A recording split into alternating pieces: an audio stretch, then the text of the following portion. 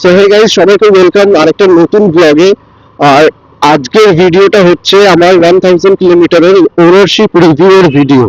তো এই বাইকটাকে আমি কিনেছিলাম নভেম্বরের 23 তারিখে 2025-এর।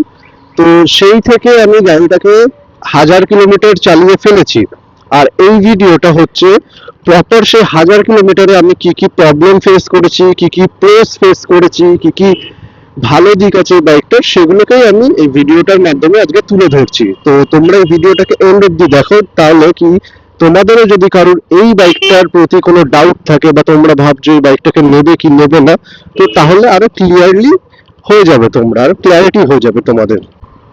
তো প্রথমেই বলি, বাইকটার লুকসটা কিন্তু প্রচন্ড আউটস্ট্যান্ডিং। মানে তোমাদের কোথাও মনে হবে না একটা 125 সিসির বাইক। ইভেন হিরো 160R এর থেকেও কিন্তু এটার বডিটা বেশি মাস্কুলার লাগে in terms of every situation.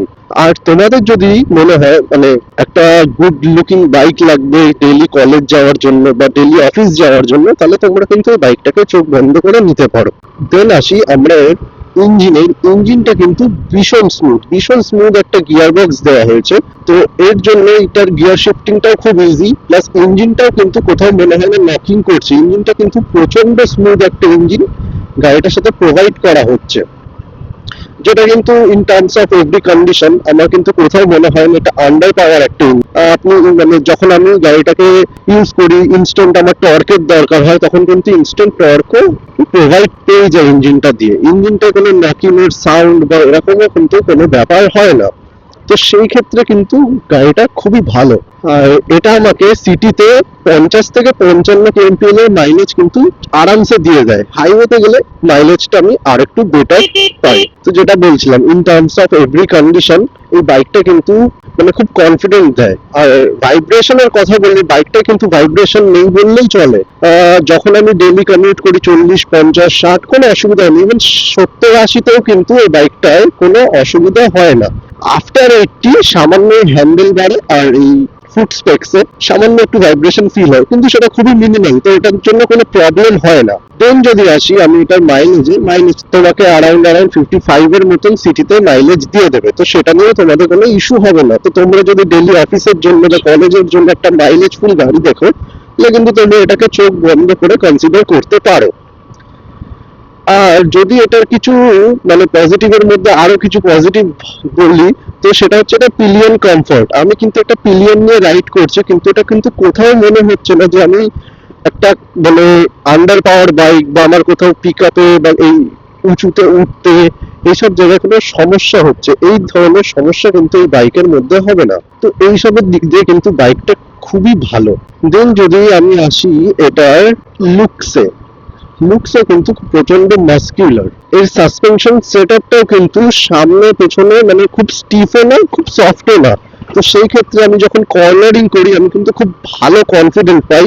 Plus হচ্ছে আমার পিলিয়নের সাথে রাইড করি, তো সেই ক্ষেত্রেও কিন্তু কোনো অসুবিধা হয়নি যে খারাপ রাস্তায় কিন্তু খুব সুন্দরভাবে গাড়িটার সাসপেনশন সেটআপটা এমন স্মুথ করা যে খারাপ রাস্তাতেও কিন্তু কোনো সমস্যা হয় না গাড়িটাকে নিয়ে।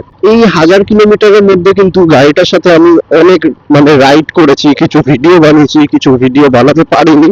তবে সব কটা সিচুয়েশনে কিন্তু বাইকটার যেটা সব থেকে বেশি কনফিডেন্ট দেয় আমাকে, সেটা হচ্ছে বাইকটার ব্রেকিং। বাইকটার মধ্যে ডুয়েল চ্যানেল এবিএস দেওয়া হয়েছে, যেটার জন্য হিরোকে হ্যাটস অফ। কারণ 125 সিসি সেগমেন্টে কিন্তু 125 সিসি সেগমেন্টে কোনো বাইক নেই যার মধ্যে ডুয়েল চ্যানেল এবিএস আছে, সবকটাই সিঙ্গেল চ্যানেল এবিএস দেওয়া আছে। তো সেই ক্ষেত্রে কিন্তু হিরো একটা গ্রেট ওয়ার্ক করেছে, যার জন্য কি আমি এখনো পর্যন্ত যে কয়বার প্যানিক ব্রেকিং হোক বা সাডেন ব্রেকিং, হাই স্পিড থেকে লো ব্রেকিং করেছি, না কোনো সমস্যা হয়নি। ইভেন আমার কখনো মনে হয়নি যে আমি বাইকটার থেকে পড়ে যাবো বা বাইকটার থেকে আমি কোনোভাবেই হচ্ছে একটু অসুবিধা হবে, ডিসব্যালেন্স হয়ে গেছি। বাইকটার balance, well balance bike. Handle বার গুলো বাইকটা ওয়াইড হওয়ার জন্য আমরা কিন্তু বাইকটাকে খুব সুন্দরভাবে টার্ন করা বা এইগুলোতে আমার কোনো অসুবিধা হয় না। তো তোমরা কিন্তু এই দিকগুলো কিন্তু পজিটিভ পাবে। বাইকটা যতটা স্মুথ ততটা রিফাইন, ইঞ্জিনটা খুবই ভালো। আর এটার যে সাইলেন্সারের সাউন্ড আছে, এক্সস্ট সাউন্ড, সেটাও কিন্তু খুবই সুন্দর। লিন করার সময় কিন্তু বাইকটা তোমাকে গ্রেট গ্রেট কনফিডেন্স দেয়, কারণ বাইকটায় কিন্তু এই সেগমেন্টের সব থেকে ওয়াইডেস্ট টায়ার কিন্তু এই বাইকের মধ্যে তুমি পাবে। সামনে 90/90, পেছনে 120/80 সেকশনের টায়ার পাবে তুমি। তো এই জিনিসগুলো কিন্তু এই বাইকটার কিন্তু পজিটিভ দিক। আর এটা ছাড়াও যেটা এই বাইকের ভালো আছে সেটা হচ্ছে এর পিলিয়ন কমফর্ট। এর সামনে সিটের যে সিটিং কমফর্টটা আছে, মানে সিটিং কমফর্ট আর কি, ওটাও কিন্তু খুবই ভালো। মানে এর পোস্টারটা এতটা মানে পজিটিভ আছে, একটা বডি পোস্টারটা কি, এটা স্পোর্টিও না আবার হচ্ছে কমিউটিংও না। মানে আমার যখন মনে হয় যে একটু স্পোর্টি করার দরকার আছে আমি করতে পারি, আমার যদি মনে হয় একটু কমিউট করার দরকার আছে আমি করতে পারি, আমার কোনো অসুবিধা হয় না। আর এর কম্পিটিটর যা যা বাইক আছে সেইগুলোর থেকে কিন্তু আমি বলবো তোমরা এই বাইকটাকে কনসিডার করতে পারো। শুধু এর ডিসঅ্যাপয়েন্টমেন্ট যে জিনিসগুলো আছে তার মধ্যে কয়েকটা জিনিস হচ্ছে যেগুলো একটু মনে হয় ইমপ্রুভ করলে ভালো হতো। প্রথমটা এর হর্ন। এর হর্নটা কিন্তু মানে সেই রকমের পাওয়ারফুল না যেগুলো হচ্ছে অন্যান্য বাইক আছে এই সেগমেন্টে সেইটার তুলনায়। আর এর গিয়ার বক্সটা কিন্তু স্মুথ, এই বলবো না যে স্মুথ না, কিন্তু খুব মানে খুব সময় এরকম আসে মাঝে মাঝে যখন কি বাইকটার গিয়ার শিফটিং এর সময় গিয়ারটা আটকে যায়, নিউট্রাল থেকে ফার্স্ট গিয়ার করছি, থার্ড থেকে ফোর্থ গিয়ার করছি, মানে গিয়ার ডাউন করার সময় এটা হয়, আপ করার সময় কিন্তু এরকম প্রবলেম মাঝে মাঝে ফেস করি আমি। তো এই দিকটা কিন্তু বাইকটাকে ইমপ্রুভ করতে হবে। আর যেটা হচ্ছে এর আরেকটা নেগেটিভিটি আছে সেটা হচ্ছে এর বিল্ড কোয়ালিটি। আমি বলবো না বিল্ড কোয়ালিটি খারাপ, তবে কি আমি আমার একটা বন্ধুর NS125 আছে, তো তার বাইকের যেরকম বিল্ড কোয়ালিটি আছে সেই তুলনায় কিন্তু এর বিল্ড কোয়ালিটিটা, হ্যাঁ এই বাইকটার যেটা হচ্ছে বিল্ড কোয়ালিটিটা কিন্তু এই বাইকটার আরেকটু ইমপ্রুভ করতে পারতো হিরো। এখানে মনে হয় কোথাও যেন একটু কস্ট কাটিং করেছে। এটা ছাড়া কিন্তু বাইকটায় আর এখনো পর্যন্ত কোনো সেরকম প্রবলেম আমি ফেস করিনি। একটা এর গিয়ার শিফটিং আর একটা হচ্ছে বিল্ড কোয়ালিটি, এই দুটো ছাড়া। আর গাড়ির রাইডিং পোস্টার ভালো, মাইলেজ ভালো, তো এই সবের দিক দিয়ে কিন্তু বাইকটাকে তোমরা চোখ বন্ধ করে কনসিডার করতে পারো। বাইকটা ইনস্ট্যান্ট পাওয়ার টর্কও তুমি পেয়ে যাবে, যেটা আমি মনে করি এর সেগমেন্টের অন্যান্য যে কমিউটার বাইকগুলো আছে সেগুলোকে ইজিলি খেয়ে ফেলবে পাওয়ারের দিক দিয়ে। এর কিন্তু টর্ক ডেলিভারিটা খুবই সুন্দর। আর যেটা সব থেকে ভালো সেটা হচ্ছে ব্রেকিং। এই ব্রেকিং নিয়ে কখনো ডাউট করবে না। ডুয়েল চ্যানেল এবিএস আমি বলবো যে সেগমেন্টে যে কটা বাইক আছে নেই তো, তবে দেওয়া দরকার, কারণ এই ডুয়েল চ্যানেল এবিএস কিন্তু আমাকে অনেক সময় অনেক কন্ডিশনে অনেক ভাবে বাঁচিয়েছে।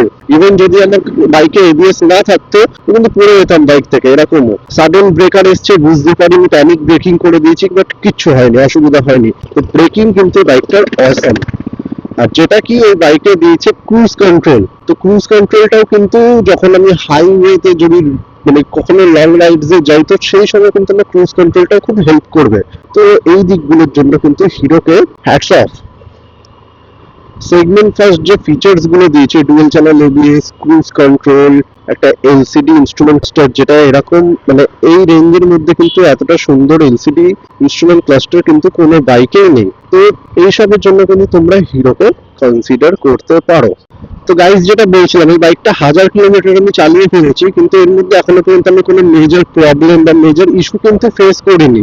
যেরকম ইঞ্জিন হিটিং ইস্যু বা অন্য যে কোনো সমস্যা, চেনের আওয়াজ, পকেটে প্রবলেম, গিয়ার শিফটিং এর ইস্যু, এরকম কোনো মেজর ইস্যু আমি এখনো পর্যন্ত ফিল করিনি। বাইকটা প্রচন্ড স্মুথ, ইভেন প্রচন্ড কনফিডেন্ট দেয় ব্রেকিং থেকে শুরু করে।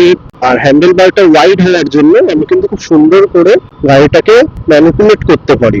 তো এই জিনিসগুলোর জন্য কিন্তু এই বাইকটাকে তুমি চোখ বন্ধ করে কনসিডার করতে পারো, কারণ এই বাইকটা কিন্তু এই রেঞ্জে, এই প্রাইস রেঞ্জের মধ্যে প্রচন্ড ভ্যালু ফর মানি একটা ডিল। প্লাস এ তোমাকে যা যা ফিচার্স দিচ্ছে, যা যা স্পেকস দিচ্ছে, সেটা কিন্তু এর কম্পিটিশনে যা যা বাইক আছে সেগুলো কিন্তু তুমি পাবে না।